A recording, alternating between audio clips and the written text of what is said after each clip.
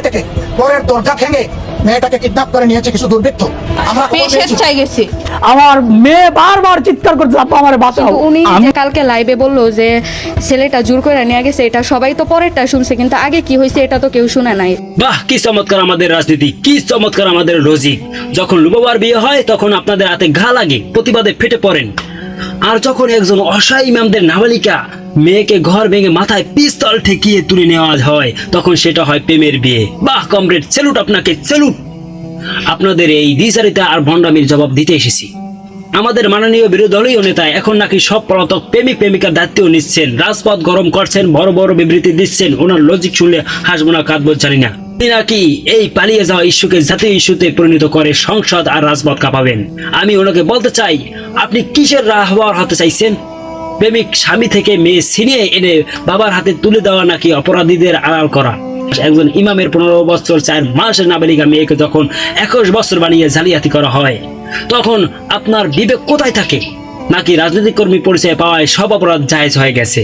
লুবাবার বিয়ে হয় প্রতিবাদ, আর নাবালিকা মেয়েকে বিএনপির কর্মী বাবার কাছ থেকে জোরপূর্বক তুলে নিয়ে গেলে হয়ে যায় বধূ স্ত্রী। এটাই কি আপনার লজিক? সচিবালয়ের একজন কর্মকর্তা কর্মচারীর এক ছেলেকে এরকম অপহরণ করা হয়েছে। ওনার হস্তক্ষেপে 24 ঘন্টার মধ্যে মা বাপ তাকে ফিরে পেয়েছে। আমি বলবো আপনার প্রশাসন ব্যর্থ হয়েছে, এখন আপনি হস্তক্ষেপ করে এই নিরীহ নিষ্পাপ মেয়েটাকে তার বাবা এবং মায়ের মুখে ফিরে এসেছে। আমির জামাত কোথায় ভুল বলেছেন যে আপনারা ওনাকে গালি দিচ্ছেন? ইসলামী শরীয়ত অনুযায়ী পিতার অনুমতি ছাড়া কন্যা সন্তানের বিয়ে কি আদৌ বৈধ? সেক্সুয়াল পিনিক মেটানোর জন্য একটা নাবালিকা মেয়েকে পিস্তল ঠেকিয়ে তুলে নিয়ে গেলেই কি সেটা বিয়ে হয়ে যায়? আর এই মিথ্যাকে সত্য বানানোর চেষ্টা করছেন। মনে রাখবেন, আল্লাহ তাআলা এই জালিম আর মিথ্যাবাদীদের জিহ্বা কিয়ামতের দিন কেটে দেবেন।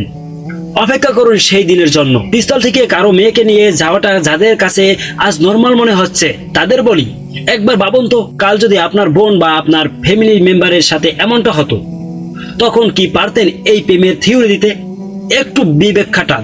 আর আমার উঠে নিয়ে গেছে, ছুরি ধরে নিয়ে গেছে, যদি আমি না বলি তখন আমার মেরে লাইব।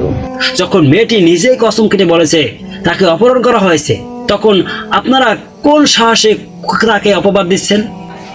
চাই গেছি। তখন ভালো লাগছে, এখন যখন আমার বাইরে বিয়ে করছে এখন তারা মানতে পারতেছে না কেন? কিন্তু যখন রিলেশনে ছিল সবাই জানে, মেয়ের ফ্যামিলি, ছেলের ফ্যামিলি, এলাকার আরো সবাই, অনেকে সবাই জানে রিলেশনে আছে।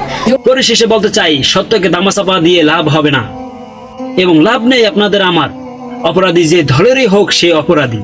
ইমাম সাহেবের ঘর ভেঙে তার সম্মান নিয়ে যারা সিনেমিনি খেলছে তাদের বিচার পেতেই হবে।